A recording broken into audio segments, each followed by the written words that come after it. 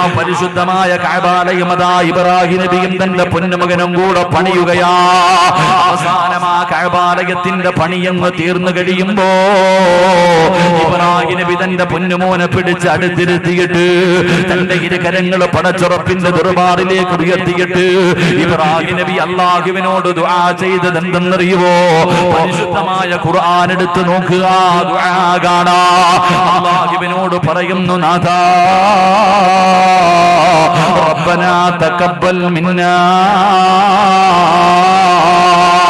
ഇബ്രാഹിം നബി പടച്ചുറപ്പിന്റെ ദർബാറിലേക്ക് കഅബാലയത്തിന്റെ മുറ്റത്തിരുന്ന് കൊണ്ട് പടച്ചുറപ്പിനെ ആരാധിക്കുന്നതിന് വേണ്ടി ലോകത്ത് ആദ്യമായിട്ട് പള്ളി എന്ന് പറയുന്ന ഒരു ഭവനം പണിതിട്ട് ഇബ്രാഹിം നബി അല്ലാഹുവിനോട് ദുആ ചെയ്യുന്നു, നാഥാ ഈ സൽക്കർമ്മത്തിനെ നീ സ്വീകരിക്കണേ അല്ലാഹ്. എന്നിട്ട് ഇബ്രാഹിം നബി അല്ലാഹുവോട് ചോദിച്ചതെന്തെന്നറിയോ?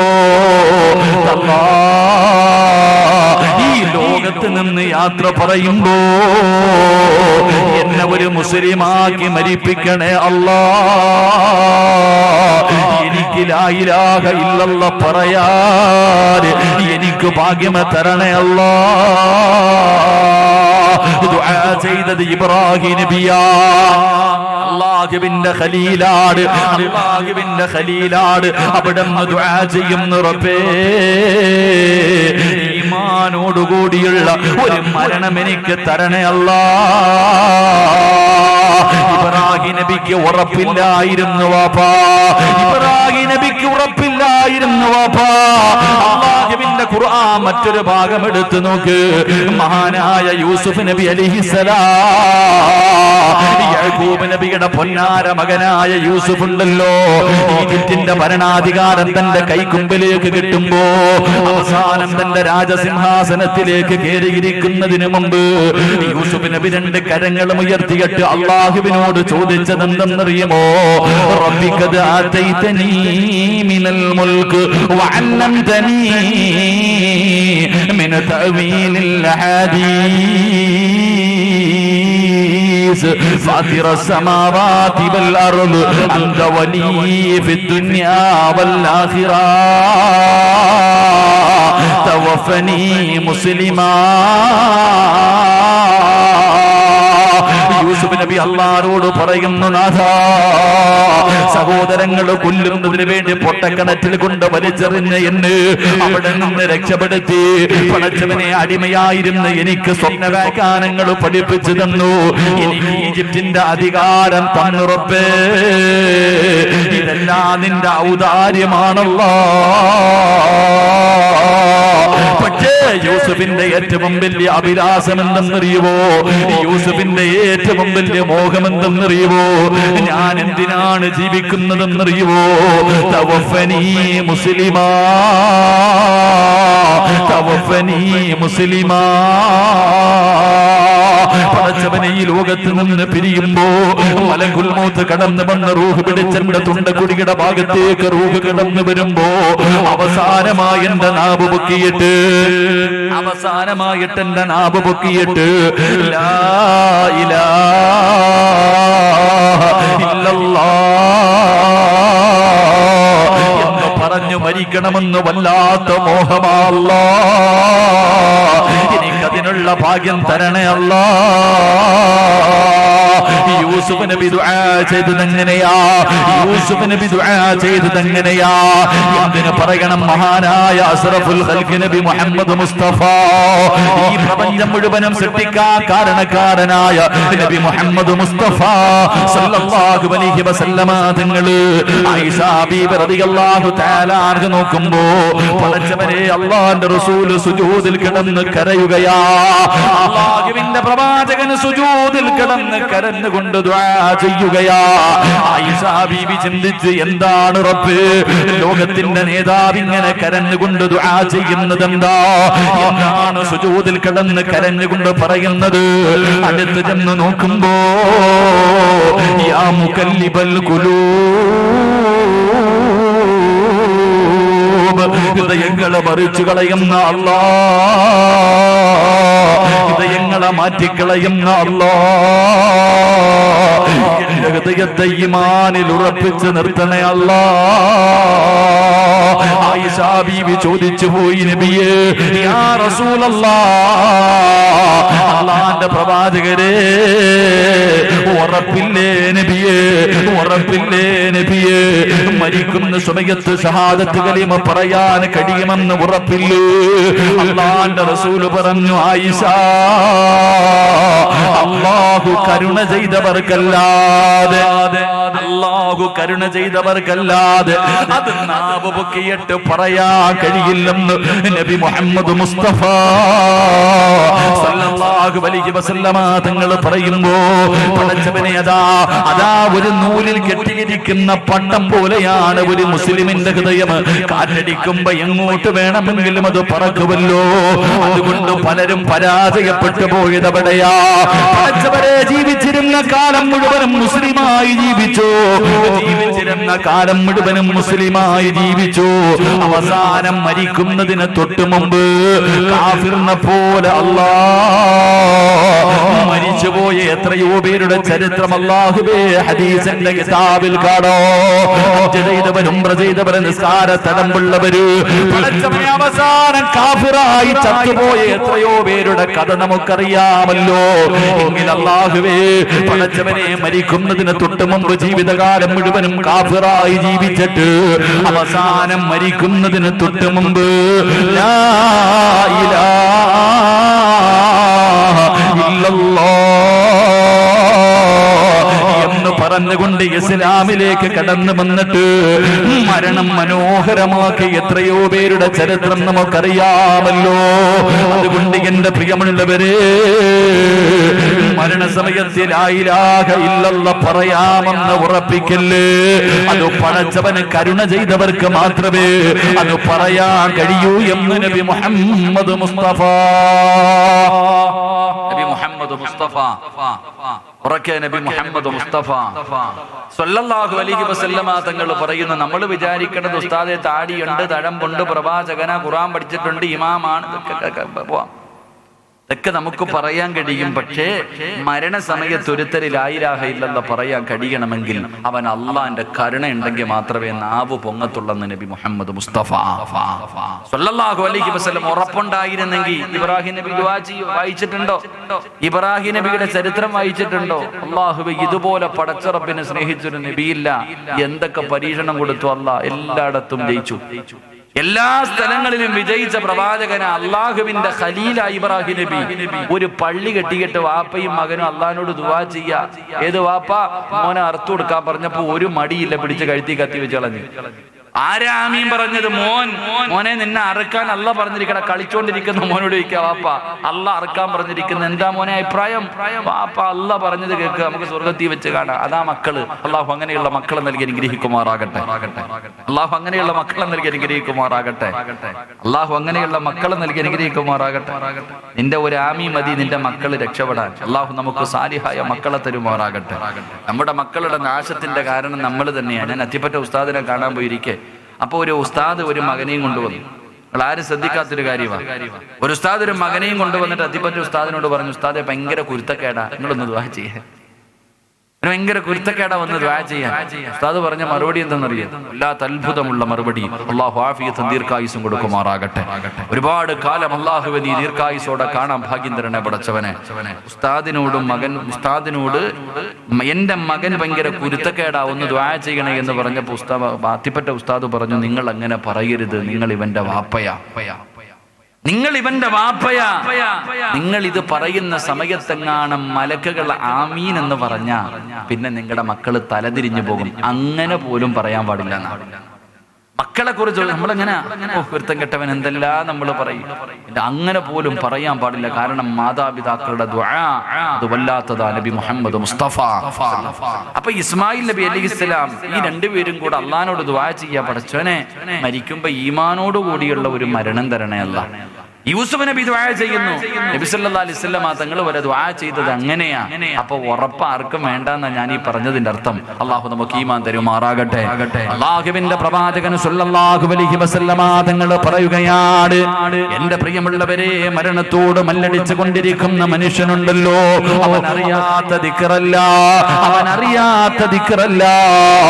പച്ചവെള്ളം പോലെ അറിയുന്ന ദിക്റാണെങ്കിലും മരിക്കാൻ കിടക്കുന്ന മനുഷ്യന്റെ ചാരത്ത് നിന്നിട്ട് ലാ ഇലാഹ ഇല്ലല്ലാഹ് എന്ന് പറഞ്ഞു കൊടുക്കണേ എന്ന് നബി മുഹമ്മദ് മുസ്തഫ സല്ലല്ലാഹു അലൈഹി വസല്ലമ തങ്ങൾ പറയുകയാ, മരിക്കാൻ കിടക്കുന്ന മനുഷ്യനോട് പറഞ്ഞു കൊടുക്കണം. ആരാ പറഞ്ഞു കൊടുക്കേണ്ടത്? ആരാണ് പറഞ്ഞു കൊടുക്കേണ്ടത്? ആ മനുഷ്യനെ ഏറ്റവും ഇഷ്ടപ്പെടുന്നവര് വേണം പറഞ്ഞു കൊടുക്കാൻ. കാരണം എന്റെ പ്രിയമുള്ളവര്, വാപ്പായിക്ക് ഇഷ്ടമില്ലാത്ത മകനല്ല ലാ ഇലാഹ ഇല്ലല്ലാഹ് പറഞ്ഞു കൊടുക്കേണ്ടത്. മരിക്കാൻ കിടക്കുന്ന ഉമ്മയെ ഏറ്റവും ഇഷ്ടപ്പെടുന്നത് അത് മക്കളാകാ, കൂടപ്പിറപ്പാകാ, കൂട്ടുകാരാകാ. വാപ്പ ഏറ്റവും കൂടുതൽ ഇഷ്ടപ്പെടുന്നവരാണ് സഹാദത്ത് കലിമ പറഞ്ഞു കൊടുക്കേണ്ടത്. കാരണം എന്തെന്നറിയുവോ? ശപിക്കപ്പെട്ട ശൈത്താനതാ മരിക്കാൻ കിടക്കുന്ന മനുഷ്യന്റെ ചാരത്ത് കടന്നു വരികയാ. അവന്റെ രൂപത്തിലല്ല കടന്നു വരുന്നത്. മരിച്ചുപോയ നിന്റെ വാപ്പയുണ്ടല്ലോ, മരിച്ചുപോയ നിന്റെ ഉമ്മയുണ്ടല്ലോ, നീ ഇഷ്ടപ്പെട്ടവരുടെ രൂപത്തിൽ കയ്യിൽ വെള്ളവും പിടിച്ചുകൊണ്ട് ശപിക്കപ്പെട്ടവൻ ഇടതുഭാഗത്തേക്ക് കടന്നു വരികയാ. മോനെ, വാപ്പയാ പറയുന്നത് പറയില്ലേ, ഉമ്മയാ പറയുന്നത് ലാ ഇലാഹ ഇല്ലല്ലാഹ് പറയില്ലേ, മോനെ കുടിക്കാ വെള്ളം തരാമെന്ന് പറഞ്ഞുകൊണ്ട് അവനും ഇഷ്ടപ്പെടുന്നവരുടെ രൂപത്തിലാ പിഴപ്പിക്കാൻ കടന്നു വരുന്നതെന്ന് അല്ലാഹുവിന്റെ പ്രവാചകം പറയുമ്പോ, എന്റെ പ്രിയമുള്ളവരെ, മരണസമയത്ത് ലാ ഇലാഹ ഇല്ലല്ലാഹ് പറയാൻ അല്ലാഹു നമുക്ക് ഭാഗ്യം തരുമാറാകട്ടെ. അതുകൊണ്ട് എന്റെ പ്രിയമുള്ളവരെ, മരിക്കുന്ന സമയത്ത് സക്കറാത്തിന്റെ അവസ്ഥയിൽ കിടക്കുന്ന മനുഷ്യന്റെ ചാരത്ത് ചെന്ന് നിന്നിട്ട് ചിലരോട് എത്ര പ്രാവശ്യം ലാ ഇലാഹ ഇല്ലല്ലാഹ് പറഞ്ഞു കൊടുത്താൽ, എത്ര പ്രാവശ്യം ലാ ഇലാഹ ഇല്ലല്ലാഹ് പറഞ്ഞു കൊടുത്താൽ ചിലർക്ക് പറയാൻ കഴിയില്ലെന്ന് നബി മുഹമ്മദ് മുസ്തഫ സല്ലല്ലാഹു അലൈഹി വസല്ലമ തങ്ങൾ പറയുമ്പോ, മരണസമയത്ത് ലാ ഇലാഹ ഇല്ലല്ലാഹ് പറയാൻ കഴിയാത്ത ഒന്നാമത്തെ വിഭാഗം ഏതെന്നറിയോ? ഒന്നാമത്തെ വിഭാഗം ആരാ? നമസ്കാരത്തിൽ അലസത കാണിക്കുന്നവരാണെന്ന് നബി മുഹമ്മദ് മുസ്തഫ സല്ലല്ലാഹു അലൈഹി വസല്ലമ തങ്ങൾ പറയുമ്പോ, ഇന്നലെ നമ്മൾ നിർത്തിയത് എവിടെയാണ്? നമസ്കാരത്തിൽ അലംഭാവം കാണിക്കുന്നവര്, നിനക്കും മരണസമയത്തിൽ ലാ ഇലാഹ ഇല്ലല്ലാഹ് പറയാ കഴിയൂല. എന്റെ പ്രിയമുള്ളവര്, അല്ലാഹുവിന്റെ പ്രവാചകൻ മലക്കുൽ മൗത്തിനോട് ചോദിക്കുന്നു, മലക്കുൽ മൗത്ത്, അല്ലാഹുവേ, നീ എന്ത് രൂപത്തിലാ കടന്നു വരുന്നത്? ആരോടെങ്കിലും നീ കരുണ കാണിക്കുമോ? ആരോടെങ്കിലും നീ സ്നേഹം കാണിക്കുമോ? ആരോടെങ്കിലും നീ പരിഗണന കാണിക്കുമോ? എന്റെ പ്രിയമുള്ളവരെ, മരിക്കുന്ന സമയത്ത് മലക്കുൽ മൗത്ത് ഷഹാദത്ത് കലിമ പറഞ്ഞു കൊടുക്കുന്ന വിഭാഗമാരാ? ആർക്കാണ് മലക്കുൽ മൗത്ത് ഷഹാദത്ത് കലിമ പറഞ്ഞു കൊടുക്കുന്നത്? സക്കറാത്തിന്റെ അവസ്ഥയിൽ റൂഹ് പിടിക്കുമ്പോ ഈ സദസ്സിലിരിക്കുന്ന പല ബാപ്പമാരുടെയും തലയുടെ ഭാഗത്ത് നിന്നിട്ട് നിന്റെ റൂഹ് പിടിക്കുന്ന മലക്ക് നിന്നോട് പറയും, പറവാപ്പാ ലാ ഇലാഹ ഇല്ലല്ലാഹ്. മറക്കപ്പുറം ഇരിക്കുന്ന പെങ്ങള്, നിങ്ങളുടെ കൂട്ടത്തില് പല ഉമ്മമാരും മരിക്കുന്ന സമയത്ത് അതാ സിറായില് ചാരത്ത് നിൽക്കുകയാണ്. എന്നിട്ട് പറയുന്നു, പറ പെങ്ങളെ ലാ ഇലാഹ ഇല്ലല്ലാഹ്. ഇവൻ പറയുന്നത് കേൾക്കല്ലേ, ഇവന് ശപിക്കപ്പെട്ട ശൈത്താനാ. ഞാൻ നിന്റെ ആത്മാർത്ഥ സുഹൃത്താ, ഞാൻ നിന്റെ ആത്മാർത്ഥ സുഹൃത്താ. അതുകൊണ്ട് ലാ ഇലാഹ ഇല്ലല്ലാഹ് പറയുന്നു പറഞ്ഞു മലക്കുൽ മൗത്ത് ഷഹാദത്ത് കലിമ പറഞ്ഞു കൊടുക്കുന്ന വിഭാഗം ആരെന്നറിയോ? എന്റെ പ്രിയപ്പെട്ട ചെറുപ്പക്കാരാ, കാണണോടാ പൊന്നുമോന്, അസ്റായിലിനെ നിനക്ക് കാണണോ? നിന്റെ റൂഹ് പിടിക്കുന്ന മലക്കിനെ നിനക്ക് കാണണോ? അത് മരണസമയത്തല്ലടാ ചെറുപ്പക്കാരാ.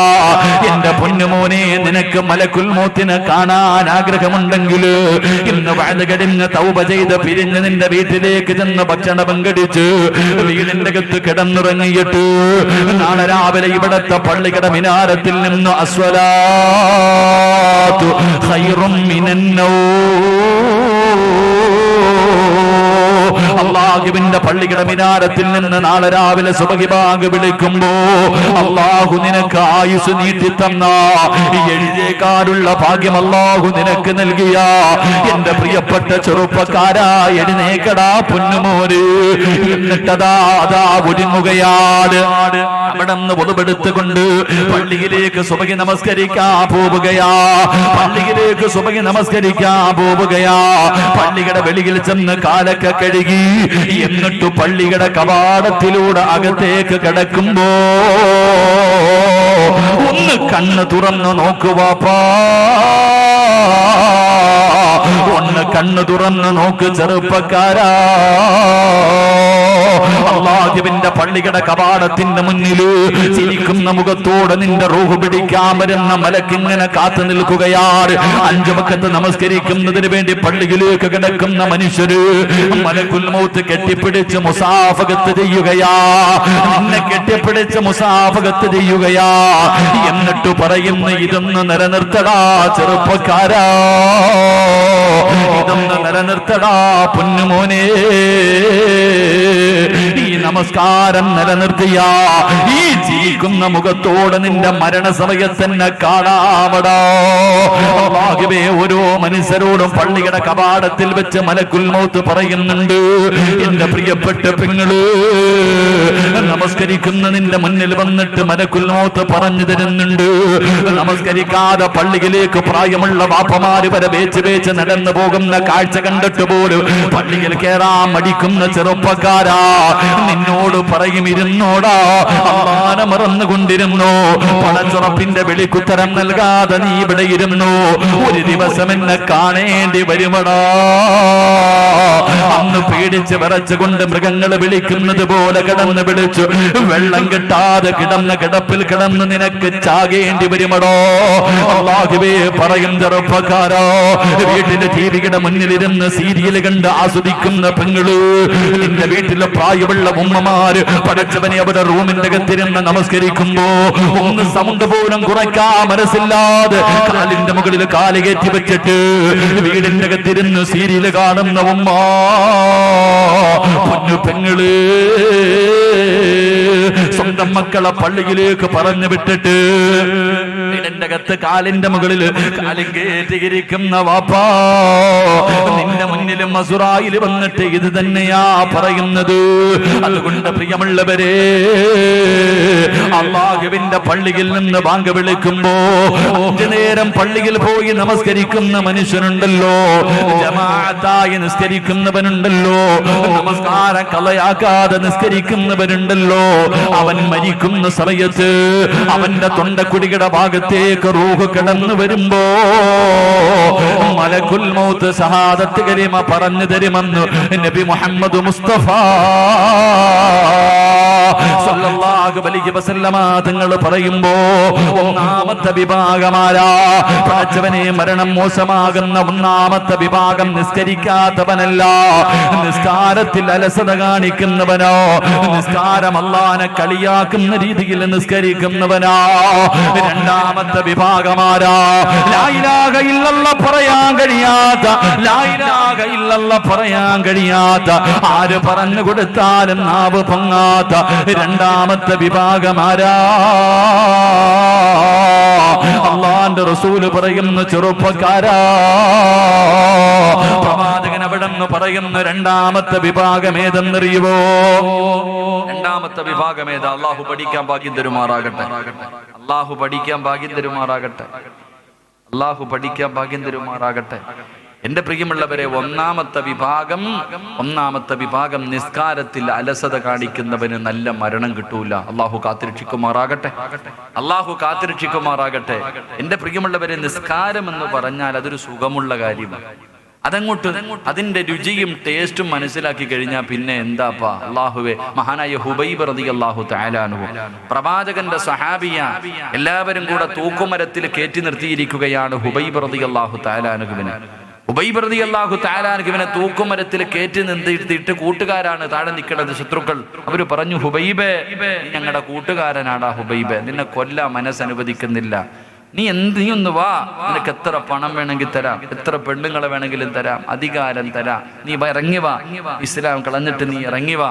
ഹുബൈബിനോട് പറഞ്ഞു, നീ പ്രവാചകനെ കുറിച്ച് മോശമായിട്ടൊരു വാക്കു പറഞ്ഞാൽ മതി, നിന്നെ വിട്ടേക്കാം. ഹുബൈബ് പറഞ്ഞു, ഞാൻ പറയൂല. ഹുബൈബ് റളിയല്ലാഹു തആല അൻഹു ചെറുപ്പക്കാരനായ സ്വഹാബി അവിടുന്ന് പറയുന്നു, ഞാൻ പറയൂല.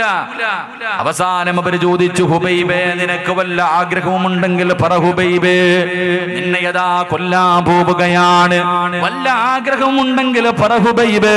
ഹുബൈബ് റളിയല്ലാഹു തആല അൻഹു പടച്ചവനെ വരുന്ന വഴിയിൽ ഫുട്ബോൾ കളിയാണെന്ന് തോന്നുന്നു എല്ലാ ചെറുപ്പക്കാരും അവിടെയാണ്. വല്ലാത്ത തിരക്കാ. എന്റെ പ്രിയമുള്ളവരെ, ഹുബൈബ് എന്ന് പറയുന്ന ചെറുപ്പക്കാരനോട് അതാ തന്റെ കഴുത്തിലേക്ക് കയറുന്നതിന് മുമ്പ് അവർ ചോദിച്ചു, ഹുബൈബേ നിനക്ക് വല്ല ആഗ്രഹവുമുണ്ടോ? ഹുബൈബ് റളിയല്ലാഹു തആല അൻഹു പറഞ്ഞു, എനിക്ക് 2 റക്അത്ത് നിസ്കരിക്കാൻ അവസരം തരുമോ? എന്റെ ജീവിതത്തിൽ ആഗ്രഹം എന്തെന്നറിയുമോ? അല്ലാഹുവേ 2 റക്അത്ത് എനിക്ക് നിസ്കരിക്കണം. ശത്രുക്കളതാ നിസ്കരിക്കാൻ അവസരം കൊടുക്കുമ്പോ മഹാനായ ഹുബൈബ് റളിയല്ലാഹു തആല അൻഹു അവനെ അവിടെ നിന്ന് ഉടുപെടുത്തിട്ട് 2 റക്അത്ത് നിസ്കരിക്കുകയാ. പെട്ടെന്ന് 2 റക്അത്ത് നിസ്കരിച്ചു. എന്നിട്ട് സുജൂദിൽ കിടന്നു കരയുന്നു. ഹുബൈബ് റളിയല്ലാഹു തആല അൻഹു സുജൂദിൽ കിടന്നിട്ട് കരഞ്ഞുകൊണ്ട് അല്ലാഹുവിനോട് പറഞ്ഞത് എന്തെന്നറിയോ? അല്ലാഹുവേ, എപ്പോഴും നിസ്കരിക്കുന്ന സമയത്ത് വലിയ വലിയ സൂറത്ത് ഓതിയിട്ടാ ഹുബൈബ് നമസ്കരിക്കുന്നത്.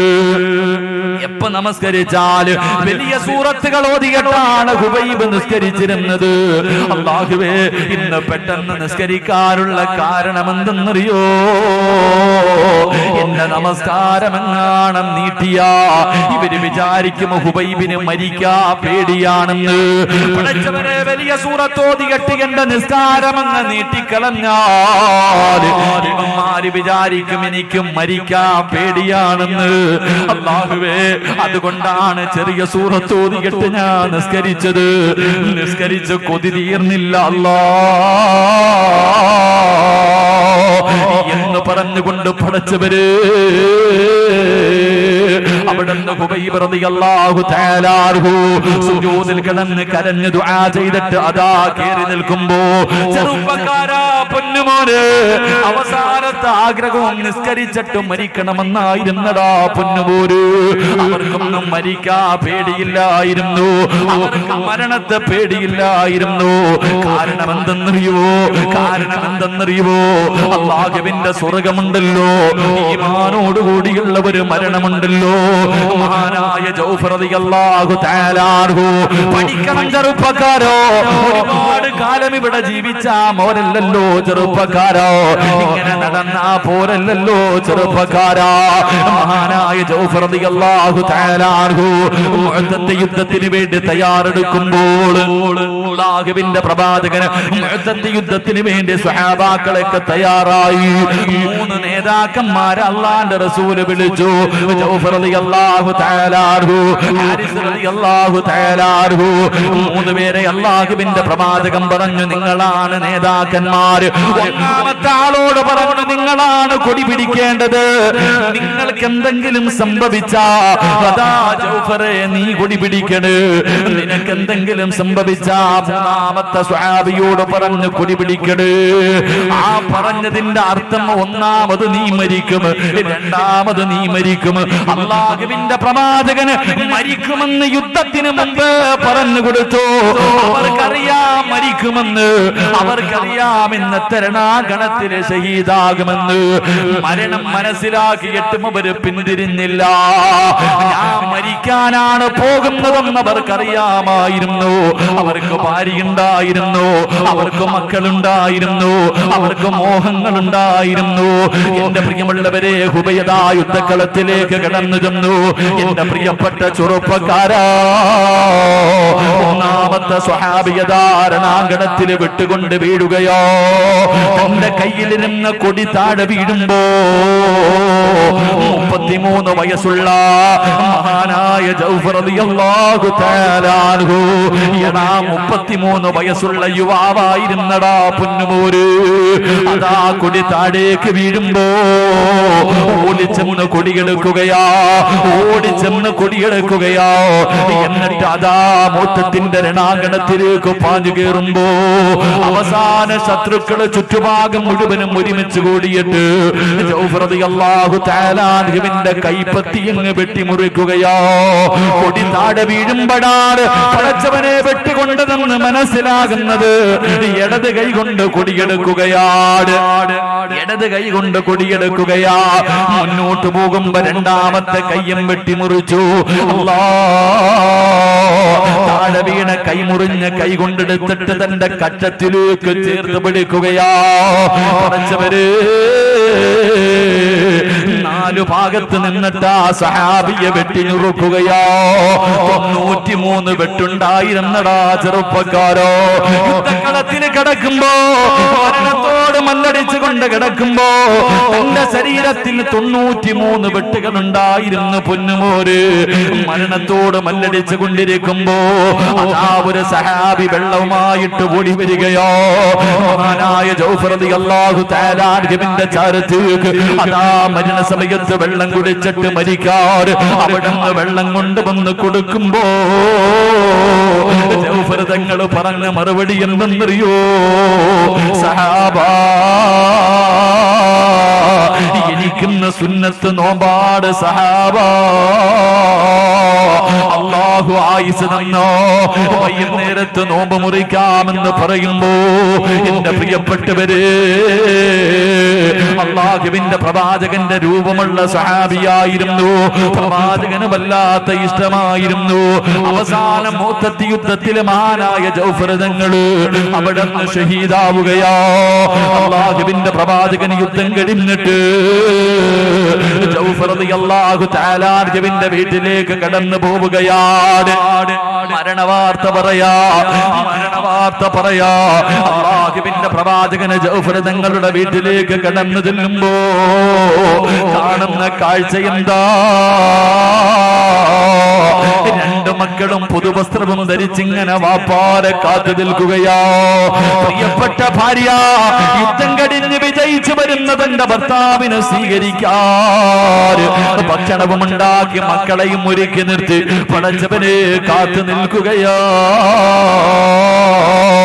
അല്ലാഹുവിന്റെ പ്രവാചകനെ വീടിന്റെ അകത്തേക്ക് കടന്നു ചെല്ലുമ്പോ ജൗഫർ റളിയല്ലാഹു തആല അൻഹുവിന്റെ പ്രിയപ്പെട്ട മക്കളുണ്ടല്ലോ, പുതുവസ്ത്രവും ധരിച്ച് അല്ലാഹുവിന്റെ പ്രവാചകന്റെ മുന്നിലേക്ക് കടന്നു വരികയോ. ലോകത്തിന്റെ നേതാവിന്റെ മുന്നിലേക്ക് കടന്നു വന്നിട്ട് അവിടുന്ന് ചോദിക്കുന്നു, നബിയേ, ഞങ്ങളുടെ വാപ്പ എവിടെ നബിയേ? ജൗഫർ തങ്ങളുടെ മക്കൾ അല്ലാഹുവിന്റെ പ്രവാചകനോട് വാപ്പയെ കുറിച്ച് ചോദിക്കുമ്പോ 2 മക്കളെയും തന്റെ മാറിടത്തിലേക്ക് ചേർത്ത് പിടിച്ചിട്ട് റസൂലുള്ള ഇരുന്ന് കരയുകയാ. അല്ലാഹുവിന്റെ റസൂൽ ഇരുന്ന് കരയുകയാ. പിഞ്ചു മക്കളോട് നിങ്ങളുടെ വാപ്പ ഷഹീദാ എന്ന് പറയാൻ കഴിയാതെ അല്ലാഹുവിന്റെ പ്രവാചകൻ അവിടെ നിന്ന് കരയുകയാണ്. ജൗഫർ തങ്ങളുടെ ഭാര്യ ചോദിക്കുന്നു, നബിയേ, യാ റസൂലല്ലാഹ്, അല്ലാഹുവിന്റെ റസൂലിനോട് ചോദിക്കുന്നു, നബിയേ, മൗത്തത്തിന്റെ രണാങ്കണത്തില് മൗത്തത്തിന്റെ നേതാക്കന്മാർക്ക് എന്ത് പറ്റി നബിയേ? അല്ലാഹുവിന്റെ റസൂല് പറഞ്ഞു, പെണ്ണ്, നിന്റെ ഭർത്താവ് ജൗഫർ ഉണ്ടല്ലോ, 2 കൈകളില്ലാത്തത് കാരണം ചിറക് വെച്ച് പറന്ന് സ്വർഗത്തിലേക്ക് പോകുന്നത് കണ്ടു പെണ്ണ്. നാളെ പടച്ചറപ്പിന്റെ സ്വർഗത്തിലേക്ക് ചിറക് വെച്ച് പറന്നു വരുന്ന സ്വഹാബിയാ മഹാനായ ജൗഫർ തങ്ങള്. മോനെ ജീവിച്ചിരുന്നപ്പോഴേ പറഞ്ഞിരുന്നു നീ മരിക്കുമെന്ന്. ഈ രണാങ്കണത്തിൽ നീ ഷഹീദാകും, നീ ഷഹീദാകും, നീ ഷഹീദാകും. അല്ലാഹുവിന്റെ പ്രവാചകൻ അവിടെന്ന് പറയുമ്പോ പടച്ചവരെ മരിക്കുമെന്ന് ഉറപ്പുണ്ടായിട്ടും യുദ്ധക്കളത്തിലേക്ക് കടന്നു പോയത് എന്തിനു വേണ്ടി എന്നറിയോ?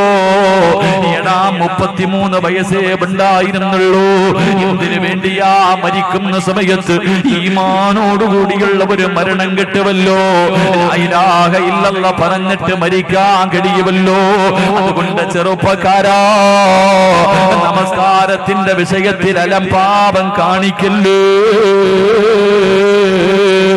എന്റെ പ്രിയപ്പെട്ട പെങ്ങള്, പൊന്നുമോളെ, നീയാണ് അലംഭാവം കാണിക്കുന്നത്. പടച്ചവനെ ബാങ്ക് വിളിച്ചു കഴിഞ്ഞോ സർവ്വ ജോലികളും മാറ്റിവെച്ചിട്ട്, പടച്ചവനെ അധികം പെണ്ണുങ്ങളും ഉച്ചയ്ക്ക് കുളിക്കാറില്ല. അടുക്കളയിലെ ജോലിയായത് കാരണം പടച്ചവനെ അസറിന്റെ സമയം എല്ലാ ജോലികളും തീർന്നതിന് ശേഷം പടച്ചവനെ കുളിച്ചുരങ്ങിയിട്ട് ലോഹറും അസറും കൂടെ ഒരുമിച്ചടിക്കുന്ന പെണ്ണുങ്ങളുണ്ട്. പെങ്ങളെ, വേണ്ട പൊന്നുമോള്, വേണ്ട പൊന്നുമോള്, 5 വഖത്ത് നമസ്കാരം അല്ലാഹുവിന്റെ പള്ളിയിൽ നിന്ന് ബാങ്ക് വിളിച്ചു കഴിഞ്ഞോ എന്ത് ജോലിയിലാണെങ്കിലും ചില പെണ്ണുങ്ങൾ പറയും, ഉസ്താദേ കുളിക്കാതെ എങ്ങനാ നിസ്കരിക്കുന്നത്? പൊന്നുമോളെ, ശരീരത്തിലെ വേർപ്പൊന്ന് കഴുകിക്കളയോ.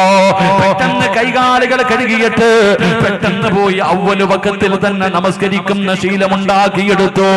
അതുകൊണ്ട് എന്റെ പ്രിയമുള്ളവരോട് പറയുകയാ, മരണസമയം മോശമാകുന്ന ഒന്നാമത്തെ വിഭാഗം നിസ്കാരത്തിൽ അലംഭാവം കാണിക്കുന്നവരാ. രണ്ടാമത്തെ വിഭാഗം ഏതെന്നറിയോ? അല്ലാഹുവിന്റെ റസൂല് പറയുന്നു, സ്വഹാബാ, രണ്ടാമത്തെ വിഭാഗം ഏതെന്നറിയോ? രണ്ടാമത്തെ വിഭാഗം ഏതെന്നറിയോ? അല്ലാഹുവിന്റെ പള്ളിയിൽ നിന്ന് ഒരു ദിവസം 5 നേരം വിളിക്കുന്ന ഒരു വിളിയുണ്ട്,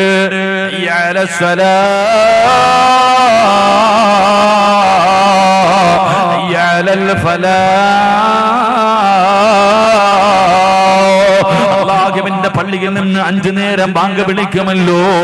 ആ ബാങ്ക് വിളിക്കുന്ന സമയത്ത് ഏതെങ്കിലും ഒരു മനുഷ്യന് സംസാരിച്ചാ, എത്ര തഴമ്പുണ്ടെങ്കിലും എത്ര നീളമുള്ള താടിയുണ്ടെങ്കിലും നീ എത്ര കൊലകൊമ്പനാണെങ്കിലും മരണസമയത്തിൽ ലാ ഇലാഹ ഇല്ലല്ലാഹ് പറയാറ് നിനക്ക് കഴിയില്ലെന്ന് നബി മുഹമ്മദ് മുസ്തഫ. നബി മുഹമ്മദ് മുസ്തഫ, നബി മുഹമ്മദ് മുസ്തഫ. ലാ ഇലാഹ ഇല്ലല്ലാഹ് പറയാൻ കഴിയാത്ത രണ്ടാമത്തെ വിഭാഗം അള്ളാന്റെ പള്ളിയിൽ നിന്ന് ബാങ്ക് വിളിക്കുമ്പോ വഅദ് പറയുന്ന മനുഷ്യൻ. അല്ലേ? അള്ളാന്റെ പള്ളിയിൽ നിന്ന് ബാങ്ക് വിളിക്കുമ്പോ നിന്റെ ഫോൺ ഒന്ന് താഴ്ത്തി വെക്കാൻ നിനക്ക് സമയമില്ല, ഒരു പരിഗണനയുമില്ല. അള്ളാന്റെ പള്ളിയിൽ നിന്ന് ബാങ്ക് വിളിക്കുമ്പോ സംസാരം പള്ളിയുടെ കമ്മിറ്റി ഓഫീസിനകത്ത് വരെ സംസാരം നിർത്തൂല. അള്ളാന്റെ പള്ളിക്കകത്ത് ബാങ്ക് വിളിക്കുമ്പോ കമ്മിറ്റി ഓഫീസിനകത്ത് പോലും പള്ളിക്കകത്ത് ഇരുന്നിട്ട് പോലും അള്ളാഹുവേ സംസാരം. അള്ളാഹു നമുക്ക് ഈമാൻ തരുമാറാകട്ടെ. റക്കപ്പർ അള്ളാഹു ഈമാൻ തരുമാറാകട്ടെ. സാരം നീ രക്ഷപ്പെടൂല വാപ്പാ, നീ രക്ഷപ്പെടൂല. അള്ളാന്റെ പള്ളിയിൽ നിന്ന് ബാങ്ക് വിളിക്കുന്ന സമയത്ത് സംസാരിക്കുന്ന പെണ്ണെ, മരണസമയത്ത് നിന്റെ നാക്ക് പൊക്കിയിട്ട് നിനക്ക് ഷഹാദത്ത് കലിമ പറയാൻ കഴിയില്ലെന്ന് നബി മുഹമ്മദ് മുസ്തഫ സല്ലല്ലാഹു അലൈഹി വസല്ലം. കാരണം എന്തേ? എന്റെ പ്രിയമുള്ള സഹോദരങ്ങളെ, മഹാനായ സയ്യിദുനാ അലി ഇബ്നു അബീ ത്വാലിബ് റളിയല്ലാഹു തആല അൻഹു പറഞ്ഞു, 6 സമയങ്ങളിൽ ഏതെങ്കിലും ഒരു മനുഷ്യൻ സംസാരിച്ചാൽ 30 കൊല്ലം കഷ്ടപ്പെട്ട് ഇബാദത്ത് എടുത്തത് മുഴുവനും നഷ്ടപ്പെട്ടു പോകും. അല്ലാഹു കാത്തിരക്ഷിക്കുമാറാകട്ടെ, അല്ലാഹു കാത്തിരക്ഷിക്കുമാറാകട്ടെ. 6 സമയങ്ങളിൽ ആരെങ്കിലും ദുനിയാവിന്റെ കാര്യം സുഖമാണോ എന്ന് ചോദിച്ചാൽ മതി. ഇങ്ങനെ കൂട്ടുകാരനെ കാണുമ്പോൾ അളിയ സുഖമാണോടാ, മക്കളൊക്കെ നന്നായിരിക്കുന്നോടാ, ഇത് ദുനിയാവിന്റെ കാര്യമാണ്. ഈ 6 സമയങ്ങളിൽ ആരെങ്കിലും ദുനിയാവിന്റെ കാര്യം പറഞ്ഞ 30 കൊല്ലം കഷ്ടപ്പെട്ടത് മുഴുവൻ നഷ്ടമായി പോകും. അല്ലാഹു കാക്കുമാറാകട്ടെ, അല്ലാഹു കാക്കുമാറാകട്ടെ. അതിലെ ഒന്നാമത്തെ സമയം ബാങ്ക് വിളിക്കുന്ന സമയത്ത് സംസാരിച്ച, ബാങ്ക് വിളിക്കുന്ന സമയത്ത് സംസാരിച്ചാൽ എന്റെ പ്രിയമുള്ളവരെ, പ്രവാചകനവിടെന്ന് പറയുകയാ, അല്ലാഹുവിന്റെ പ്രവാചകനവിടെന്ന് അതാ മഹാനായ അലിയാരിതങ്ങൾ പറയുകയാ, ബാങ്ക് വിളിക്കുന്ന സമയത്ത് സംസാരിക്കുന്ന മനുഷ്യനുണ്ടല്ലോ, അല്ലാഹുവേ, ഒരു പ്രാവശ്യം, ഒരേ ഒരു പ്രാവശ്യം സംസാരിച്ചാൽ 30 കൊല്ലത്തെ അമല് നഷ്ടപ്പെട്ടു പോകുമെന്ന് പറയുമ്പോ, അല്ലാഹുവേ, മരണസമയത്ത് ലാ ഇലാഹ ഇല്ലല്ലാഹ് കള്ള പറയാ കഴിയൂല. ഒന്ന് 30 കൊല്ലത്തെ അമല് നഷ്ടപ്പെടുകയാണ്. 2 പടച്ചവരെ അല്ലാഹുവേ നല്ല മരണം കിട്ടൂല. ബാങ്ക് വിളിക്കുന്ന സമയത്ത് സംസാരിക്കുന്ന ഒരു മനുഷ്യൻ എങ്ങനെയാണ് നാളെ പരലോകത്ത് കടന്നു വരുന്നതെന്നറിയുമോ?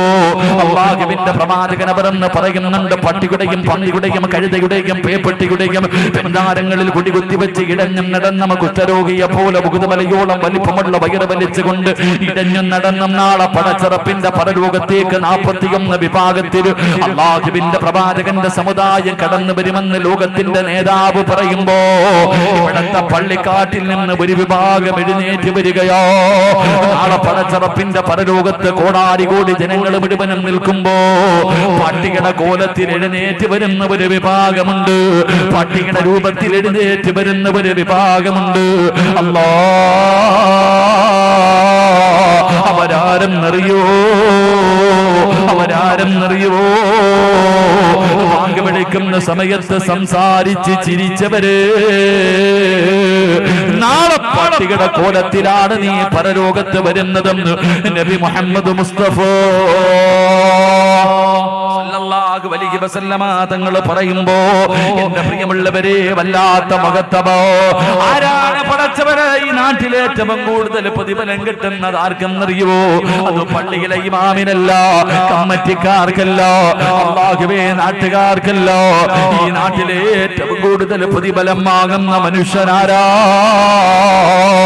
ഇവിടുത്തെ പള്ളിയിൽ 5 നേരം അല്ലാഹു അക്ബർ അല്ലാഹുവേ ബാങ്ക് വിളിക്കുന്ന മുഅദ്ദിനുണ്ടല്ലോ, ആ മനുഷ്യനാണ് ഏറ്റവും കൂടുതൽ പ്രതിഫലം കിട്ടുന്നത്. അല്ലാഹുവേ എന്ന് മുഅദ്ദിന്മാരെ പരിഗണിക്കാത്തവരുണ്ട്. അല്ലാഹുവേ മുക്രി എന്ന് വിളിച്ചിട്ട് മുഅദ്ദിൻ എന്ന് പറഞ്ഞ് നിസാരമായ തെല്ലുന്നവരുണ്ട്. ഇവിടത്തെ ബാങ്ക് വിളിക്കുന്ന മനുഷ്യരോട് എനിക്ക് പറയാനുള്ളത്, ജനങ്ങളെ നിങ്ങളെ പരിഗണിച്ചില്ലെങ്കിലും അല്ലാഹുവിന്റെ മുന്നിൽ നിങ്ങൾക്ക് വല്ലാത്ത സ്ഥാനമാ. ഈ നാട്ടിലെ ഏറ്റവും കൂടുതൽ പ്രതിഫലം വാങ്ങുന്ന വ്യക്തി നിങ്ങളാ. നാളെ പടച്ചറപ്പിന്റെ പരലോകത്ത് അതാ 2 വിഭാഗത്തിന്റെ തല ഇങ്ങനെ ഉയർന്നു നിൽക്കുകയോ. എല്ലാവരും തല താഴ്ത്തി നിൽക്കുന്ന ദിവസമുണ്ടല്ലോ. പ്രവാചകൻ പറഞ്ഞ് 2 വിഭാഗത്തിന്റെ തല ഉയർന്നു നിൽക്കും. ആ 2 വിഭാഗത്തിൽ ഒരു വിഭാഗമേരെന്നറിയുവോ? അല്ലാഹുവിന്റെ പള്ളിയിൽ ബാങ്ക് വിളിക്കുന്ന മനുഷ്യനുണ്ടല്ലോ, ആ മനുഷ്യന്റെ തല നാളെ പരലോകത്ത് ഉയർന്നു നിൽക്കുമെന്ന് നബി മുഹമ്മദ് മുസ്തഫ. നബി മുഹമ്മദ് മുസ്തഫ, നബി മുഹമ്മദ് മുസ്തഫ. എന്റെ പ്രിയമുള്ളവരെ, ബാങ്ക് വിളിക്കുന്ന മനുഷ്യനായി നാട്ടിലെ ഏറ്റവും വലിയ ഭാഗ്യവാൻ. അല്ലാഹു ഈമാൻ തരുമാറാകട്ടെ.